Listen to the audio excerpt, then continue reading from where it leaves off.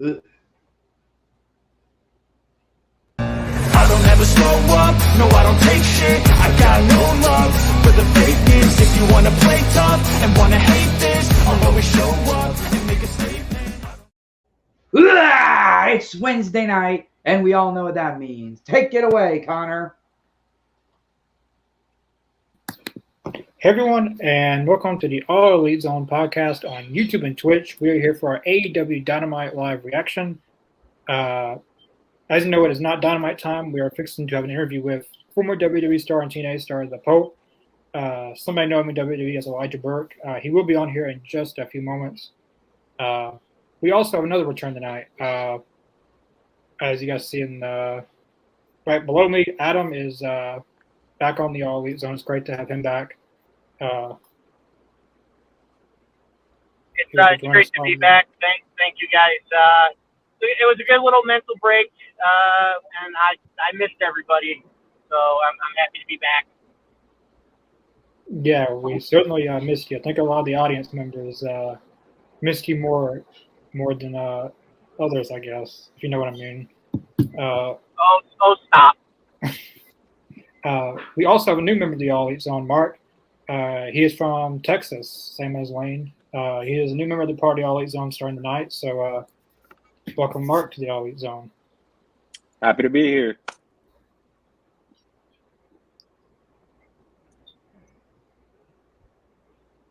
So I guess while we're waiting, tonight is the 4th anniversary of AEW Dynamite.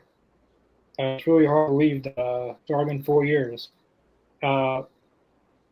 So what is your guys' when it's like some of your guys' favorite Dynamite moments over the course of the 4 years Dynamite has been around? Yeah, I started watching day one. I stopped watching wrestling, and then when I heard about AEW, yeah, I didn't know who any of these guys were, to be honest. I think I had heard of Kenny Omega, but never saw any of his matches or anything like that. They actually came to where I live in December of 2019. I went to that show. Yeah, that was a fun, and I mean, from there it was just I was hooked. I went with my dad, and yeah, we had a blast. One of the best matches was the Lucha Brothers against Kenny and Hangman. And like I said, I didn't know who these guys were, but holy crap, man, it was awesome. It was a fun show. Yeah, I still go back and even watch the dark match that they had, because I ended up leaving after Dynamite was over. I was just like dead tired, but I go back and I look for that show because I could see myself in the audience, and I'm like, oh, that's pretty awesome. But yeah, man, I've been hooked. I've been hooked ever since day one. Like I said, once that company got announced, it was like, oh yeah, I wanted to see something different. I was tired of WWE. Just, I don't know, WWE just got boring. Wrestling just got boring for me, and I don't know, wanted to see something different. And hell yeah, AEW was definitely that. Yeah, that seems to be the common answer for a lot of people on here, at least. That felt the same way, that WWE was not going in a good direction, and it wasn't really a good. It's kind of embarrassing to be a wrestling fan, to be honest. Watching WWE is kind of embarrassing. I guess for me, there's been a lot of great Dynamite moments over the years. I've been to a lot of AEW shows. I've been to about 15 AEW shows. Probably too many than I should have been, but I've been to 2 pay-per-views, quite a few Dynamites, Rampages, Collisions. Went to House Rules, 2 of them. Including one in my hometown, Tupelo. Go on. Yeah, me and Adam just went to Dynamite in, was it June? I think it was June. No, it was August. It was August. August we went. August 16th episode, yeah. And we were actually there for probably one of the best lucha matches with Commander and Rey Fenix. I don't know any other match would have topped that match. It was such a good match. But yeah, like Mark said, I actually turned to AEW when WWE got stale for me. But I actually was a late bloomer to AEW. I actually started watching it during the COVID period where there was no crowds. But I enjoyed it. It was something different for me on TV with no crowds, but it was so fun. I mean, I think some of my favorite moments was obviously the introduction of Broken Matt Hardy. You know, that was great where, you know, him and Cody and their team feuded with Inner Circle. And then, you know, obviously FTR debuting. Like, there's so many good memories of early AEW and Dynamite. It's crazy to think that a company like AEW that started 4 years ago and just had probably one of the biggest wrestling shows in the world in the UK, you know, still going strong. So, tonight we have former WWE star, TNA star The Pope, Elijah Burke. Thank you for joining us tonight. I've been looking forward to this for a while. I definitely want to thank you for doing this. We've had a lot of some guests to, I'm not going to call it names, but I guess not show sometimes. But we definitely want to appreciate you for taking the time out to do this during the week. No problem. Thank you for having me and inviting me to be a part of your show. I appreciate it. Well, I guess I'll go first, and then Mark, and then Adam, and then Chris. So I'm going to go basic. How did you get into wrestling? You know, we've been WWE, TNA, but what are the origins for the Pope? The origins are crazy. That's the first question that you asked, which is, I guess, a very decent question to ask as well. We always got to start at the beginning. And it's funny enough that the beginning, in part, right now is getting a little bit of national attention via Netflix, and that's Ohio Valley Wrestling, OVW. That is how Pope got into the business as while being an officer in Jacksonville, Florida. I saw the first ever OVW tryout camp was announced somehow, some way. I don't know how it popped up on the computer while we're putting inmates in the jail, but it did. And so I knew that it was just heaven sent. I knew it was just meant for me to see that because on our computers, even though we were getting upgraded at the time, those computers at the facility of the county computers for jail, there's nothing that you do on those computers or supposed to be doing on them other than the work itself. And so I went to put someone in, and as I'm waiting because intake was overcrowded, I saw a banner, like just a rectangular banner atop the screen, and it read first ever WWE tryout camp, Ohio Valley Wrestling. So I filled it out, and I got accepted. I got a call by Jim Cornette. They were only accepting 50 people worldwide from around the globe. And Jim Cornette called me one day. I was sitting on the dock of the bay with my girl. We hadn't passed out. I'm sitting in my Camaro. We started napping, and my phone rang, and it's freaking Jim Cornette. And I'm a little hazy. I'm in a little dream world at the moment, and I didn't know if it was real or not. And Jim is going, Elijah, I can't hear you. Can you hear me? Get to a better area. I'll call you back. And so I got out of the car and I stood on the dock of the bay, and he called back.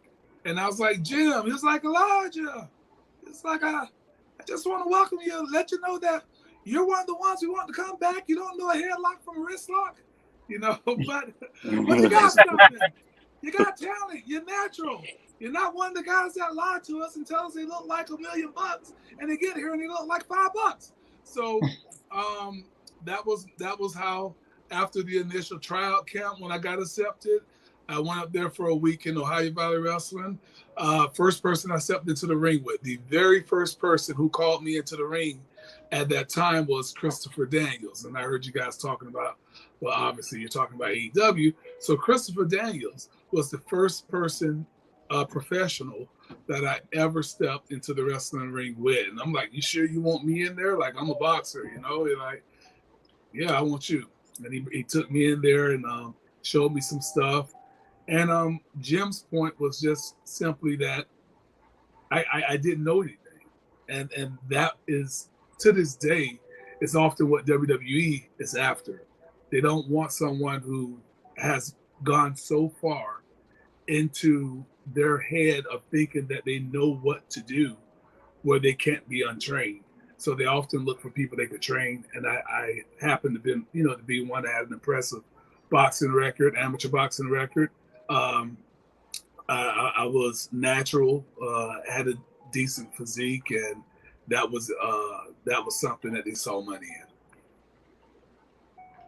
So kind of bouncing off of that, Elijah, so what was it like when he went from OVW to WWE?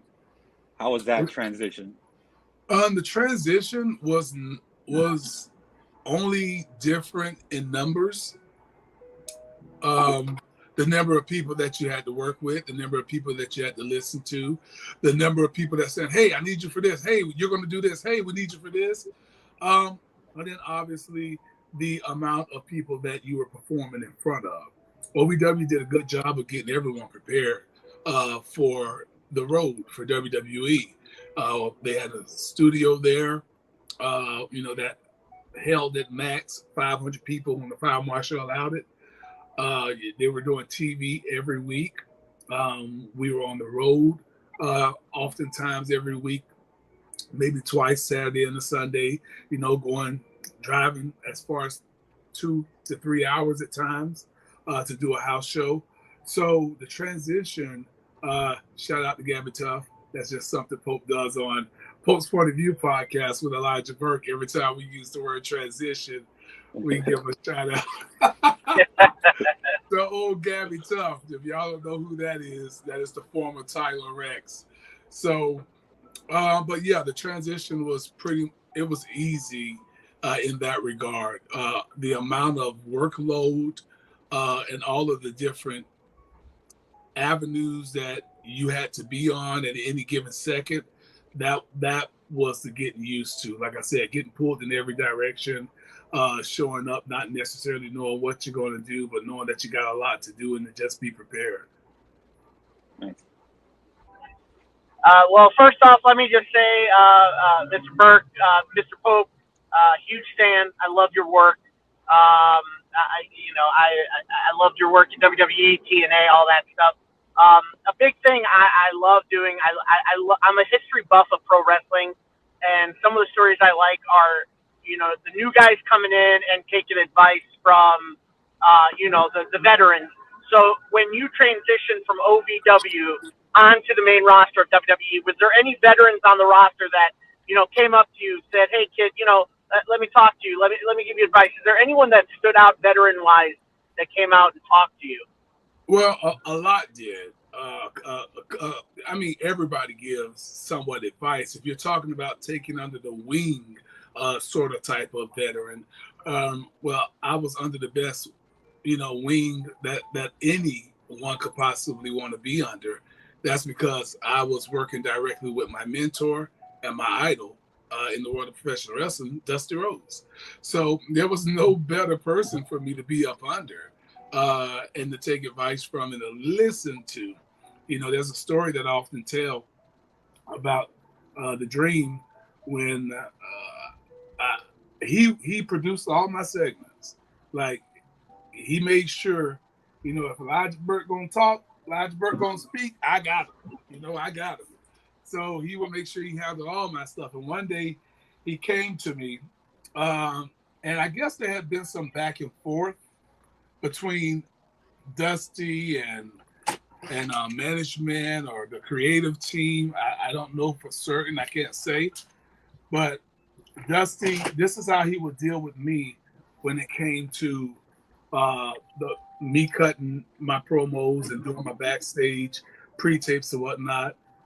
Dusty comes to me. He say, "Lava, I want you to read this. See this right here? Read it."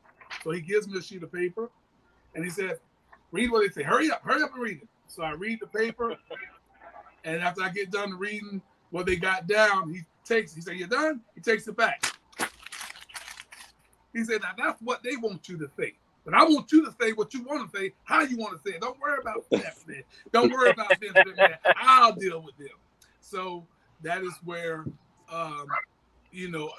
I learned how to maneuver around what they would want, give it, but yet give it how I present it. So that was Dusty, and I love that. And I love, I mean, I don't need you to word for word tell me just tell me what you want to get over, what you want to get across. Give it to me. Pope got it, Daddy. That's all you got to worry about. As far as advice, two very important guys that gave me some very, very important advice was one, The Undertaker. The 4-Up that I wear on my sleeve to this day, on my fifth sleeve, that was all because of The Undertaker. Of course, in WWE, I was having it written on my fist tape every time I went out. Throwback to my boxing gimmick, my boxing lifestyle, if you will. Taker came to me one day, and he was like, "Okay," so he said, "You got this tape on your wrist." He said, "I don't know what it is. We know you're an accomplished amateur boxer." He said, "Find a way to make that unique, because that's going to be something that can possibly get over and be with you throughout the rest of your career." He said, "Find a way, like you got the white tape on it, but it's just white tape. And anybody can go out with white tape." He said, "Find a way to make it unique." And that very next week, I came out from having just white tape wrapped around my fist to having 4-Up on it. And to this day, everybody asks the question, what 4-Up means. I mean, instantly it started resonate with people. Why does he have 4-Up on his fist tape? So that was the first bit of the great advice that I got. The other advice came from Matt Hardy when it came to me when I debuted the Elijah Express. I used to go up and do the Elijah Express like the Karate Kid. If any of you ever saw that movie, the Karate Kid, when he spread his, if you go back and watch December to Dismember, you'll know what I'm talking about, where I threw I made the form of the wings of the bird and I drive the knees. And Matt Hardy, a good friend of mine to this day, just gave me some good advice on, okay, it looks cool, but find a way to make it impactful. So, he was just like, I mean, it's a very cool move. No one has ever done it. But I just feel like it's missing something. You need to find a way to make it impactful. So instead of going up in form trying to look cool, which was the point of why I was doing the Karate Kid, now when I go and I drive the knees in from after talking to Matt Hardy, I started pushing my knees into the back at impact. So I push my knees with my hand and to create further impact, and it looks more devastating than it did when I was doing the Karate Kid. So those are some great advice I got from those judges. That's fantastic. I love it. Yeah. All right. Pope. Yo. My name is Chris Downs. Though I saw you in Memphis Wrestling on YouTube a few times. Well, technically one time. And my question to you is, and it sounds a little, I don't know how to say it, but before the tragic events happen, how's it? I know you got a lot of questions from other podcasters, but how did you feel working, and how did you feel being the last opponent of Chris Benoit? Oh, y'all just all over the place, ain't you? Good. Keep them coming. Excuse me. Chris Benoit. The first thing I think about when it comes to Benoit is those last moments that we shared together. I remember when Benoit was being transferred over to ECW, which I was one of the top heels on. He comes to me and he wants to have a talk with me. And we go into the stands, we sit down, and he goes, Elijah, I talked to a lot of people, and if I was going to come over to ECW, I wanted to know who could benefit the most, who could I help take to the next level. And everybody hands down said, you're the guy. So I'm coming to ECW for you. I want to come for you, me and you. And I was very excited about that. I was very excited to know that I was about to be, technically one of the best to ever freaking do it. And so I was very excited that I was going to, once Chris Benoit won that title, I was going to be his main adversary. So I was looking forward to the program of being with Chris Benoit. I never had any issues whatsoever. Me and Chris Benoit wrestled the loop prior to our final match on ECW. That Saturday in Georgia, I actually saw a couple of people that day. Bully Bob Armstrong stopped by, Nancy, and Daniel. Daniel stopped by, the baby. So they were backstage. I remember running around chasing little Daniel, and talking to Nancy, whom I always called Woman just because of my Nitro days. Woman! Oh, woman, won't you marry me now? So every time I see a woman, so it seemed everything was cool. That last match that I had with Chris Benoit on the ECW was one of my favorite matches for a lot of reasons. One, because we're going out there on live television and we don't even know what the finish is, except for the fact that Chris Benoit's going over. I'll decide out there. You'll know when it's right. So, and I love that when Chris worked, he calls everything versus, having a doggone slew of this, that, and the other ABCDs, and it makes it that much easier and fun to be able to read and to work off of the crowd. That match, my back exploded, almost literally, but figuratively speaking. When he came off the rope, he was supposed to come from the side profile, so that way I can get my knees up, but he came from my head, and I had to raise up and put my knees over my head, which took my back off the ground, and it had no support, my lower back, because I was on my shoulders. And man, when that 250-pound solid freaking frame crashed down, I was on fire so bad I thought I broke my back. And then I had to get up and I had to lift this man over my head in the souffle, if you will. Hold him in the souffle. And I like to say souffle on that for my TNA commentary. Pick him up and hold him in a standing vertical souffle. All the while, man, my back is burning, on fire. I'm hurting. And that's a match that I'm very proud of. Not because it was his last match. I don't think anybody wants a distinction of wrestling someone last based off of what happened that follows. But it's a match that I'm proud of. Definitely. I want to throw one comment. Jason says, what up, Pope? Did you enjoy working with Sylvester Turkey? What up, Jay? It's Turkey. It's Sylvester Turkey. What the hell wrong with you? Where you been at all these years? Do your research. No, I'm messing with you, but don't get me going now. You see, I got my cup of Joe with me. You get worked up in here in a second. But Sylvester Turkey, yeah, Sylvester Jason was what a teddy bear of a man. of a giant, I should say. So kind, so whatever. Like, you know, he just was easy. Problem was, I don't think all the people he was beating up thought he was easy. So, yeah, that kind of changed things.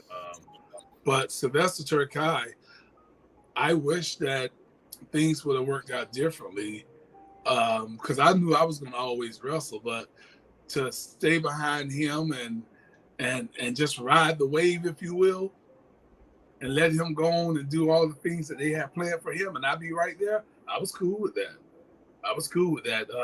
Sylvester Terkay was supposed to be Undertaker's opponent at WrestleMania 23. That's what they were building to. Oh, wow. Yeah, look at that little insight.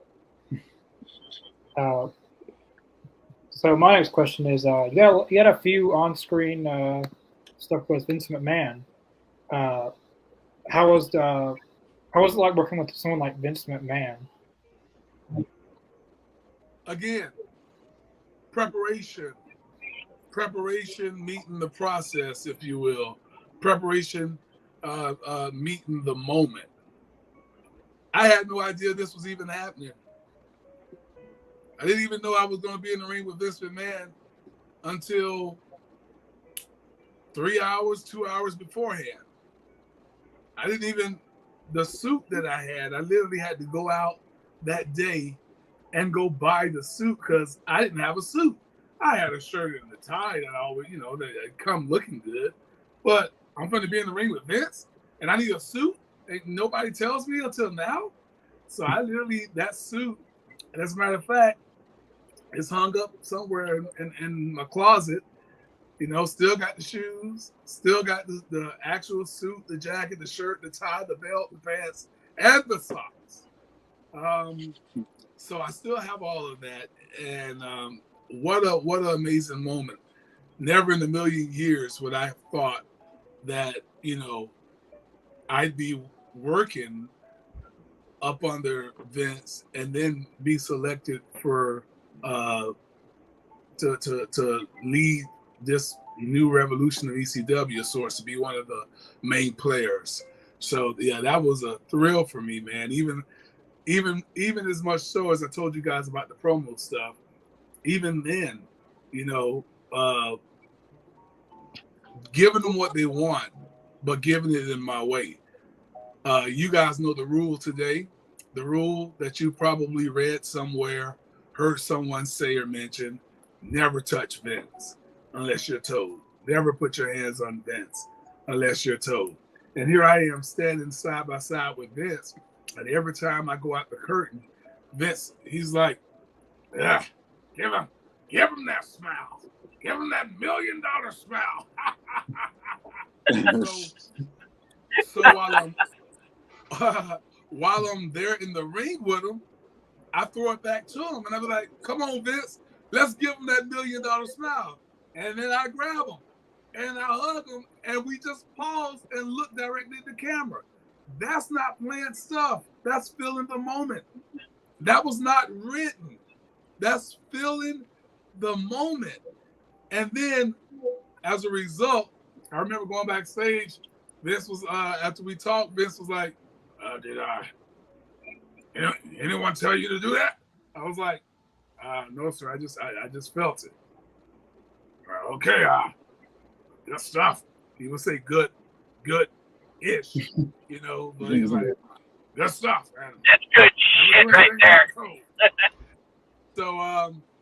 So that was pretty cool. And then the next week, as a result of that promo, now they got a video package where when I say give them that smile, they pause it and they give all these different camera angles and flashes, and you hear the shutter of the camera from that. So that's what happens when you create out of naturalness. Sometimes the best things that we do in the world of professional wrestling is unplanned. Everything shouldn't be planned. It's the unplanned stuff that oftentimes gives you the best content. And that was the focal point of the next week's show, one of them. Hey, Bob, so Oh, go ahead. I was gonna say that's what I like about Jim Ross. Lots of times I've met Jim Ross quite a few times, and he's in certain interviews that he likes to not know the finish of the matches. He likes to see it like right in front of him instead of knowing because you can't get those moments if you already know what's going to happen. Right. I was the same way commentating for Impact Wrestling. I never went to a production meeting until probably 6 months or so before I was done in Impact as a commentator. So I never ever attended a production meeting. I wanted to just react. I believe when you're commentating, you should do so from a fandom point or a fan perspective, I should say, because the fandom in me is that I want to react as if I'm sitting in my front room, with the boys, with you guys watching it. I want to react that way, and I want to get the characters over. But if I see something that happens, I want it to be my natural reaction, and I think that's key. That is very much so key. Yeah, so I just wanted to kind of get your point of view of where wrestling is as far as WWE and AEW, and like how you see the two companies and also TNA going to live and well, just how it seemed from you, like as far as competitiveness and everybody being able to get work, and also the fact that you were in Jacksonville. So I during that pandemic era, they're a daily space. I assume that you had a close up view of everything that was going on and just what you think of everything. Yeah, I stopped. I obviously I naturally stopped by and everything, and met Tony, talked to Tony and whatnot, and I think that I don't know how to say it without it being taken literal, but there is no competition. There's other companies, but there's no competition. And I don't think there has to be competition. What there needs to be are viable options for other guys to go and make a living and to work and to entertain the fans, and options for fans to choose what they want to watch. I think that it's important that if you take all of these types of names of different companies and you put them all in one bowl and you label the bowl, what are you going to label that bowl? Answer. That's for one of you. Well, wrestlers. You're gonna label it wrestling. You're gonna label it wrestling. Yeah. Just like a box of M&Ms, some people just don't want the brown. Some people choose to just go for the green M&Ms. Some people choose to go for the yellow M&Ms, but they're still M&Ms. So those are options. The M&Ms are not in competition with one another. They're just M&Ms. We do not have to have wrestling and look at it from the perspective of competition. And the fans oftentimes get that wrong because of their tribalism.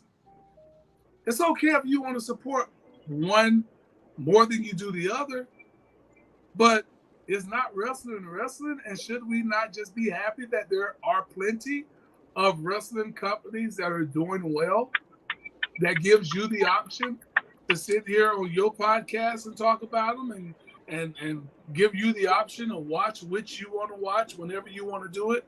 So no competition. And even if there were thought to be, that would be inaccurate because WWE is the end all and be all. There's the NFL, there's the XFL, there's the CFL. Okay. How many people are saying they're in competition with the NFL? How many people say, oh, Rock got XFL, he's going to kick the NFL butt? Nobody. It's football, If you want to watch it, you watch it. If you don't, you don't. But everybody understood that analogy. All right. Oh yeah. All right. Very So well. Oh yeah. okay, just a little wisdom for thought that you can always carry that. I chose M&M's because a lot of y'all seemingly remember that, especially Chris. Oh, So, Sorry. yeah, you're good. I'm messing with you. Just laughing. But anyways, did I answer your question? Yeah. What were those conversations with TK like? You know, was He there gave me- ever a he- possibility? Gave me the read, but that was never. Look, I didn't go there looking for a job. I went there because they were obviously in my hometown, and you know why am I not going to stop by and show my support?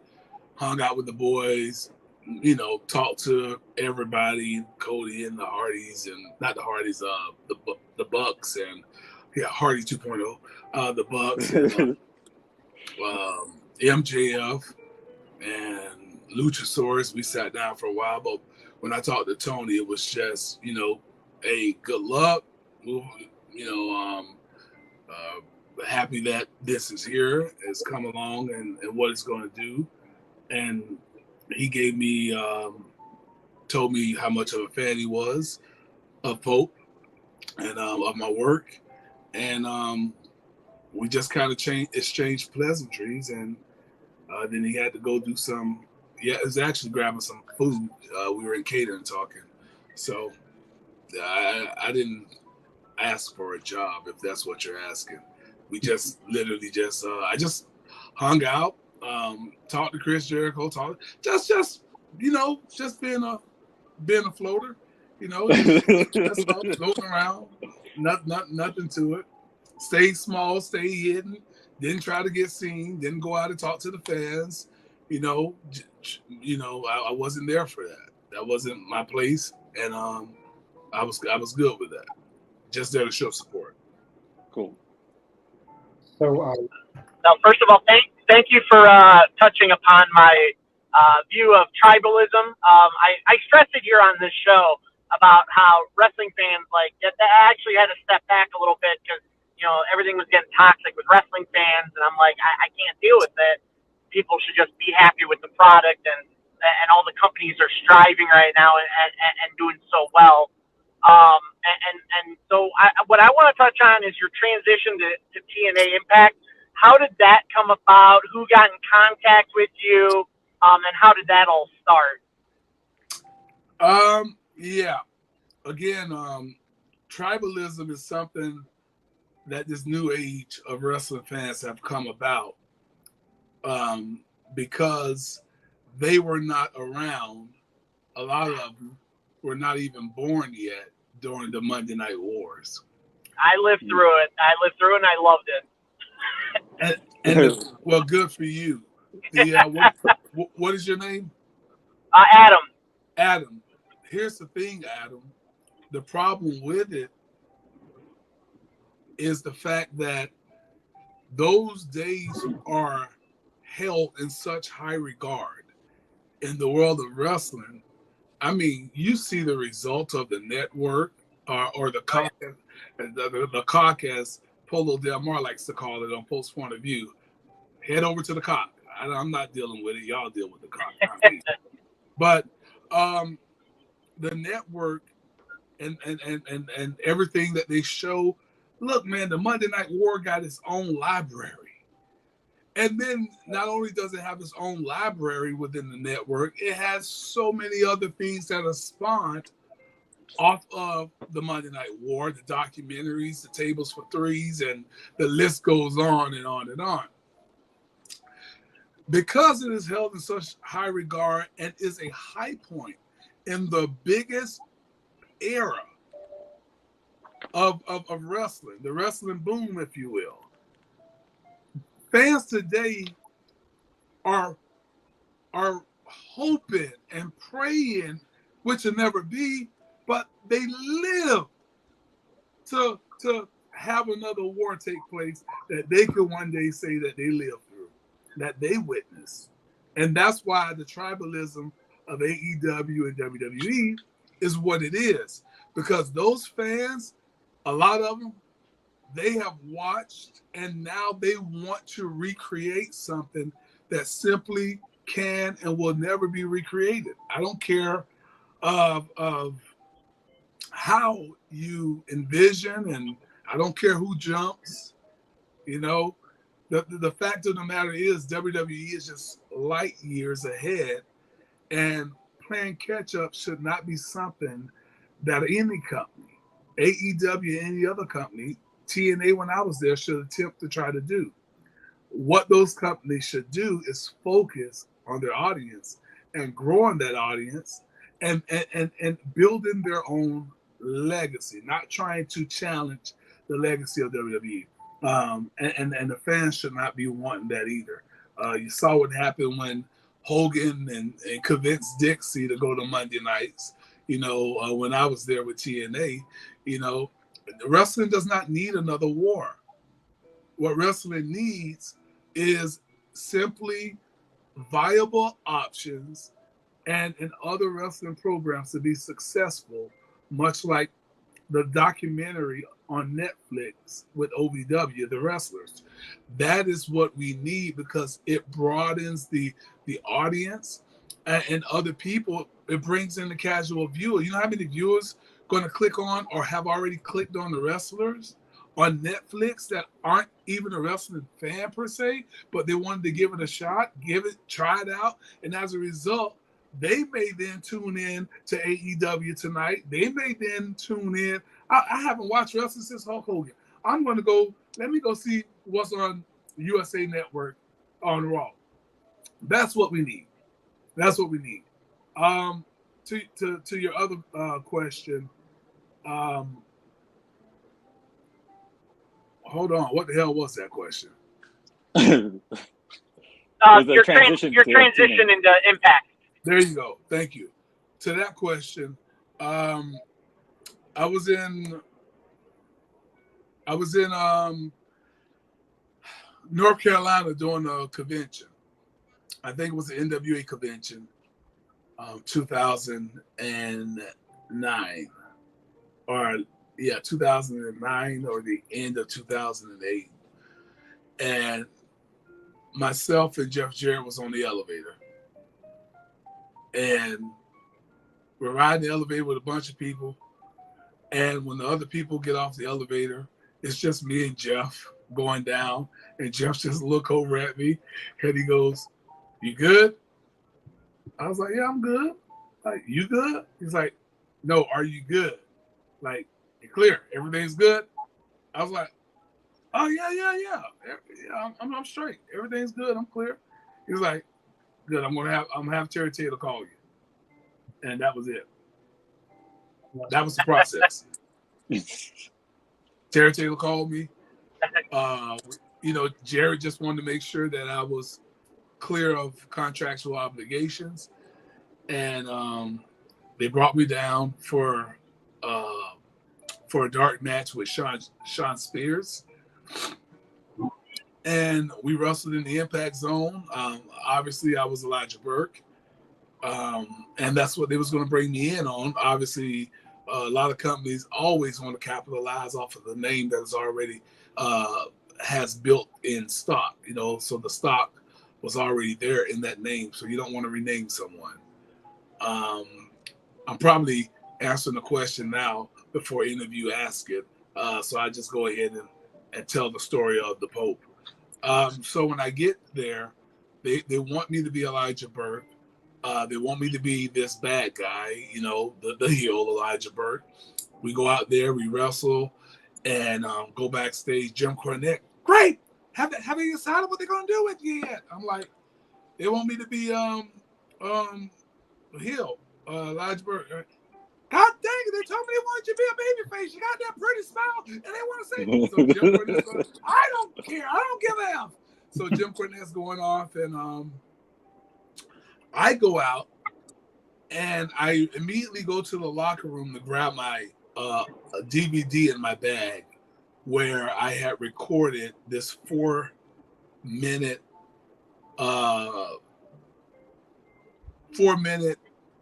pre-tape of who Pope is while I was at OVW. Like I wore the whole gimmick, as Pope. I never wrestled. I just did it. I had a whole cool setup. I had some man servants and female servants, but I don't want to give too much away. Who knows? I may revisit it. But it was very, very cool. And when I got to the ring and did it, I decided I wanted to record it. I grabbed the DVD. As I'm coming out the locker room, I see Vince Russo. I call Vince Russo. He's power walking back into the Impact Zone. I'm like, Vince. He's like, hey man, good stuff, bro. We're gonna get you going on next week, man. No, we're gonna debut you at the pay-per-view, bro. Good stuff. And I said, Vince, great. Do me this favor though. I said, this right here is a legit 4 minutes. I said, could you please go watch this? It's just 4 minutes. He said, yeah, bro, I'll go do it right now, bro. And so I'm like, he said, yeah, give it to me. I'll go do it right now. Vince went into the TV room and he comes walking back out 4 minutes later. I'm standing in the same spot. I never moved. He comes walking out. As soon as he come out the door, I'm like 25 yards.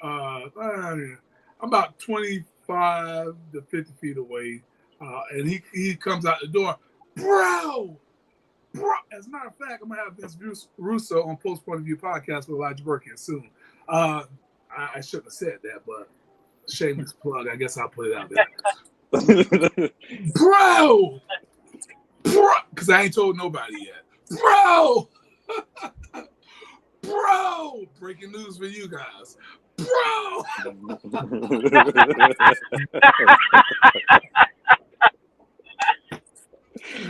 Oh God. So he's like, bro, you forget Elijah Burke, bro. Forget Elijah Burke. You have to be the Pope, bro. You gotta be the Pope. Because the Pope is money, bro. The Pope is money, and I already got the name, D'Angelo. D'Angelo, because that means money. The Pope is money. I'm going to tell them right now, bro. Forget that. Not D'Angelo. D'Angelo De Niro, because De Niro means money, and you're money, bro. And so before I even got a chance to be Elijah Burke, the gimmick that I was working on prior to my WWE exit, which was the Pope, it came to be in TNA, and that's how the Pope came to be. All because Vince Russo said, bro, I got your name, De Niro. Because De Niro is money. And once I debuted at Hard Justice, I believe that's where it was, with the big old bird cage, that red bird cage they had. When I debuted, everything that you saw from beginning to end, even to the commentary, even to now, it's all Pope. Vince never tried to, and I always give him his flowers, because so many people like to shovel the dirt on him. Well, if you're going to shovel the dirt, I'll be the one to put the flowers on top of the dirt. So I always give my flowers to Vince Russo, because not one time did this guy ever try to script me. Not one time did he ever try to say, Pope does this, Pope does that. As a matter of fact, Vince Russo came around when I was doing Genesis, that myself and Sting and Devon were waiting to do our pre-tapes. Vince Russo comes rushing. Okay, Popey, let's go. What we got? He's like, what I got? I don't even know what I'm talking about. What you mean what I got? Oh, just be you, bro. Be Pope. Like, what? So that's how crazy sometimes it would get. But Vince would just tell me what he wants or what he wants me to talk about, and I just did it. So kudos to Vince on that. He said these words, bro, I can't write for you, bro. I can't write for the Pope, bro. I'm a 40-year-old Italian. How can I write for the Pope? I don't know what the Pope would do. So that was Vince Russo. So it was one member of our podcast team could not be here, but he sent this video.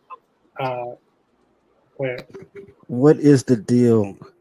I go by the name of Mr. Jacobs, aka the 5-Star Man. Welcome to the All Elite Zone. Thank you for joining us here. Thank you for taking time out of your busy schedule. I actually have a two-parter for a question. Can you name one person going up and down the road over the years that was always fun, that was never a dull moment with?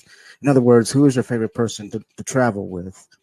And the second part to that question is, can you give us any funny stories of anything that's happened on the road over the years of your professional wrestling career?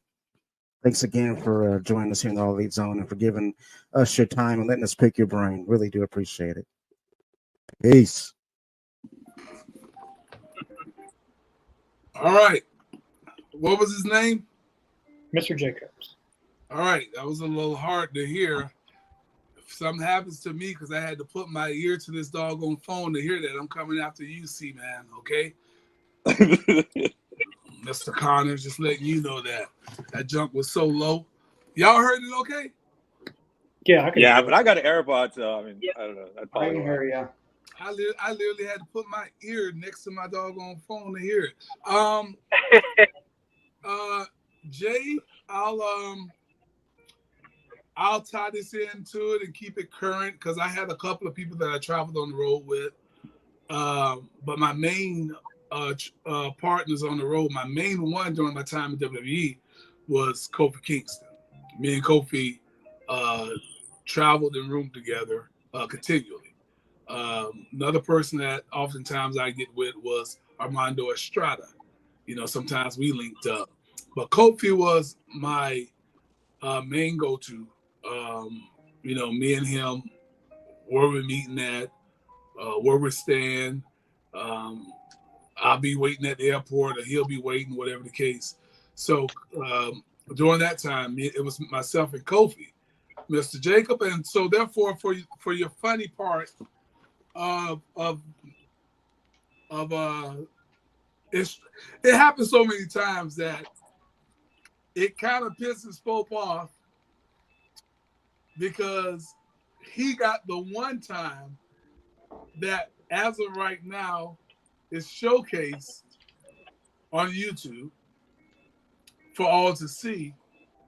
But every time we shared these hotel rooms, I would travel, or he would travel, or both of us at times would travel with our Xbox. So myself and Kofi, we were Xbox guys. I'm still an Xbox guy. And so we'd be up at night playing Madden. And Kofi, even when we play Xbox Live over the years gone by, and you know he's at his home, I can't tell you how many times I heard that dog scream. Because Kofi's so upset. Get away from me. But there were times where Kofi would get so upset. He would love to play with the Patriots. And I would always get, Jaguars or whomever was with, I think I had Peyton Manning because I was Peyton guy. But I beat Kofi so bad so many times. Do you know this man broke his controller? Would throw the controller across the room. And so when I was visiting backstage here in the Coliseum when SmackDown came, I decided to go into Xavier decided to come and say, hey man, you know, how about that? Let's get that match between you and Kofi. I'm like, he's like, you want to do up, down, down? I'm like, I guess. I mean, but it's on the PlayStation. I'm like, I ain't never played PlayStation. And it's the same. I'm like, I ain't never played it on the PlayStation. But I was like, all right, whatever. It's Kofi. And so if you guys ever saw that video that they have on the YouTube channel, you'll see that I lost, much like the Jaguars lost in the in that playoff game against the Patriots. One last shot to the end zone, and the guy knocks it down with his hand. That is Kofi's first time beating me. And the only thing is, it was on video for the world to see. So, yeah, man. So I've been trying to get that rematch. I'll eventually get it, and then I'll whoop him like I've always done. Because he's horrible, by the way. He's very horrible.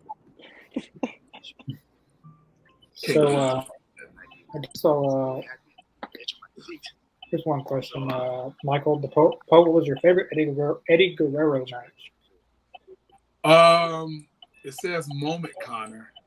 Favorite Eddie Guerrero moment. Eddie Guerrero moment match. It's all good. I'm messing with you. That correction was money, bro. Money.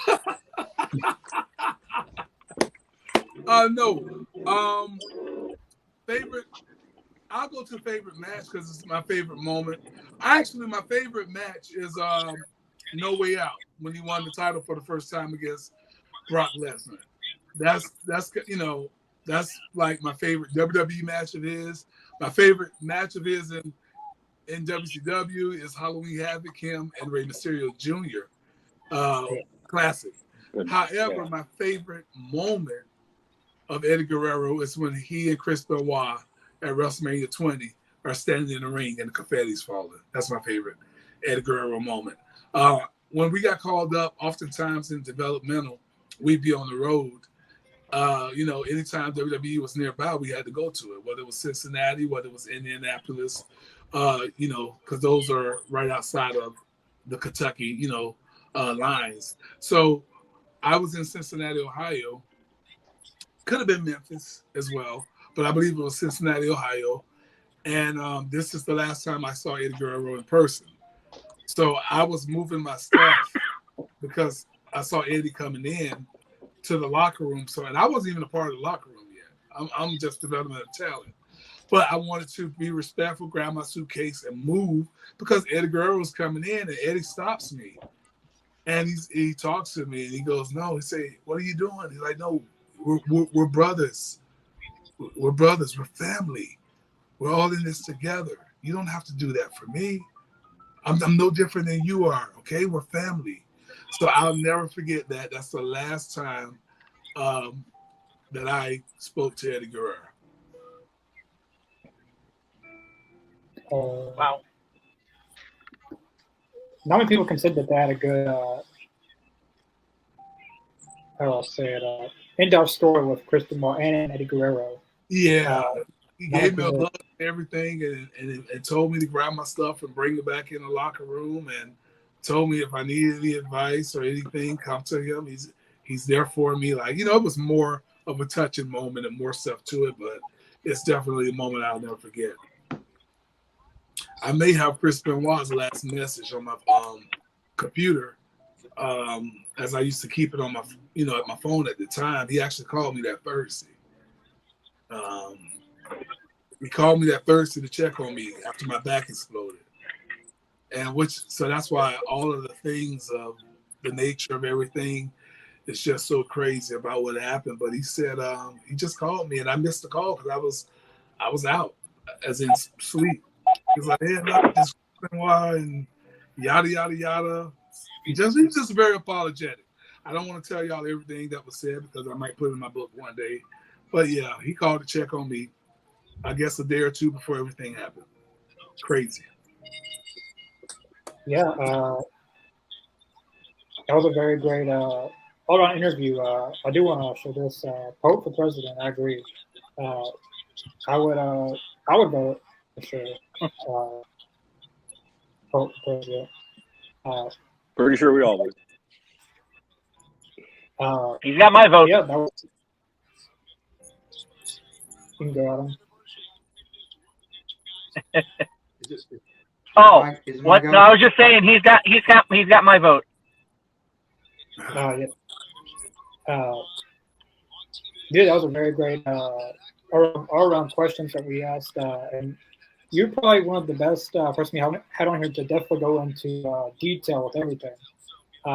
So we definitely appreciate your time and your detail with every story. You kept everything very, very detailed and very. It's like you were watching it. I mean, like you're not hearing someone say, you're actually watching what you're presenting to us. So we definitely appreciate you coming on. Does anyone else got anything they want to ask before we close I out? did. Yeah, no, I always ask this question before, with every guest we do is, where can people find you, like socialize or, I appreciate that. That was going to be my closing line for sure.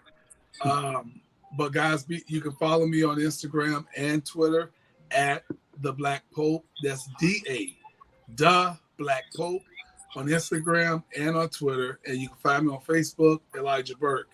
One more important thing that's very important to me that I would like to share with you guys and the viewers and the listeners is Pope's Charity. The Love Alive Charity, okay? Something that's very near and dear to my heart, where we assist the impoverished communities in and around Jacksonville, Florida. I got a huge event coming up in January, our biggest event of the year that we do every year. And that's where we feed, we clothe, we give hygiene products, we got blankets for the people that are on the street.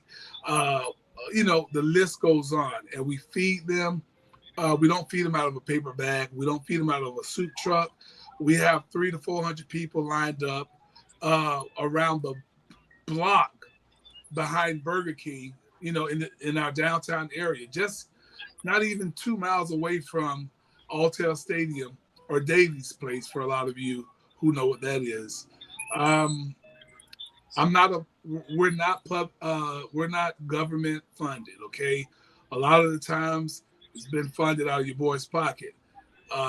And if I have to fund it continually out my pocket without the help of you, then you might be doing the GoFundMe for Pope, and I ain't trying to get to that point.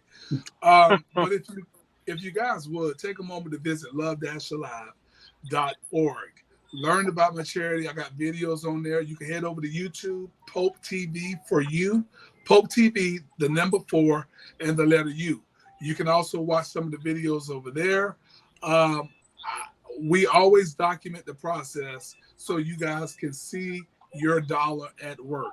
So guys, if you have a buck or two, head over to love-alive.org, make a donation, a contribution for this big event that we're coming up. It's going to be my 12th year doing this huge event in the city of Jacksonville. And if you don't have PayPal or don't want to do it via the website, then you can donate via Cash App, $, the Love Alive Charity. $, the Love Alive Charity.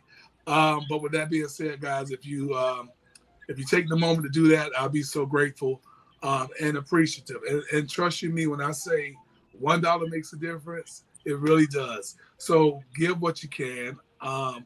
And we document it, like I said, and you will see the results of your support. Lastly, be sure to check out your boy every Saturday morning, along with Polo Del Mar, on your podcast platforms. We're also going video now on Pope TV for you with my sit-down interview series. I just did the former Alicia Fox of WWE, so you can see that on Pope TV for you over on YouTube. But guys, Pope's Point of View with Elijah Burke every Saturday morning at 9 a.m. on all your podcasting platforms. Be sure to check it out if you get a moment. Fantastic. I love it. Oliver Boone said, I will donate. I'm going to put all the links. Hey, Pope, one thing. What was it again on Cash App? The Love Alive Charity.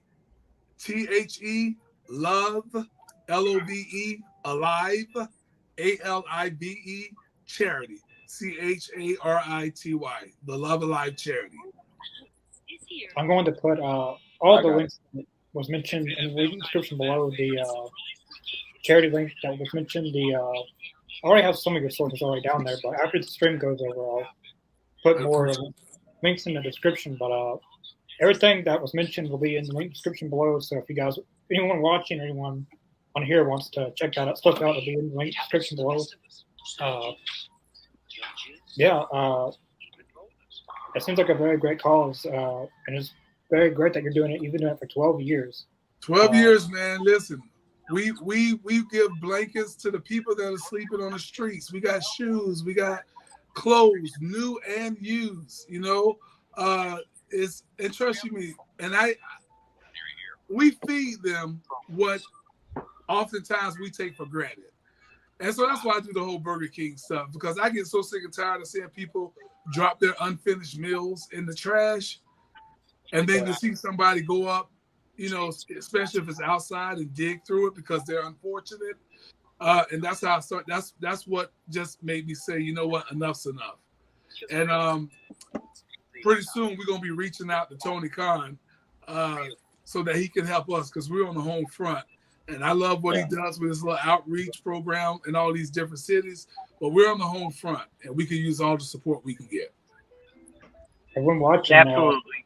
share this and tag Tony Khan, and let's get this going, because this is a very great cause, and Tony Khan does like to do a lot of outreach programs. So yeah. And like I said, it's on the home front, so it's right there. Yeah. I guess I'll say a Duval. Where are you from? Well, I live in Tennessee now. But I stayed in outside of Tampa for about 9 months. Okay, well, you're cool as hell with Pope, but stay in Tampa or stay in Tennessee, because you can't say Duval right. Oh, okay, yeah. No, I'm sorry. I tried. It's all good. It's Duval. Okay, there you go. You do it better than me. I forfeit this match. I forfeit. It's all good, man. I've been listen. I just want to tell you, Adam, if I was Donathan and not Dorothy in The Wizard of Oz, I would turn to you and I would say, and Scarecrow, I'll miss you most. Yes. I accept it. I enjoyed you. I enjoyed all of you. Let's make no mistake about that. But I like somebody that talk as much as I do, so I don't have to talk so much. So keep bringing Adam anytime you on, boy. And Mark, I enjoyed all y'all, every last one of you. But see, now I get in trouble because I'm calling names. But every last one of you, I enjoy it. But always bring that energy that you got, Adam. Always bring that energy. I'm like Vince Russo, man. I'm Italian, so I don't write for other people. I write for me. Hey, that's what's up. That's what's up. We definitely appreciate you being on. And this will be a separate upload. We're live right now, but after our Dynamite reaction, this will be up as a separate interview as well. So all the links. I wish you hurry up. I got to go eat. This is the longest outro I think I've ever been a part of. If you don't get this outro going, man. All right, no one. All right, this will be up after this reaction is over. All the links that the Pope shared will be on there as well. We thank you for coming on here, the Pope. Thank you, Pope. Thank you, Pope. Thank you, guys. I appreciate it so much. Thank you, Connor, for having me. Heck yeah, we appreciate you, man. Thank you. It was a pleasure having you on. We hope to have you on one day in the future. I look forward to it. This was fun. All right, Go get your food. Go get your food. All right, guys, I'm out.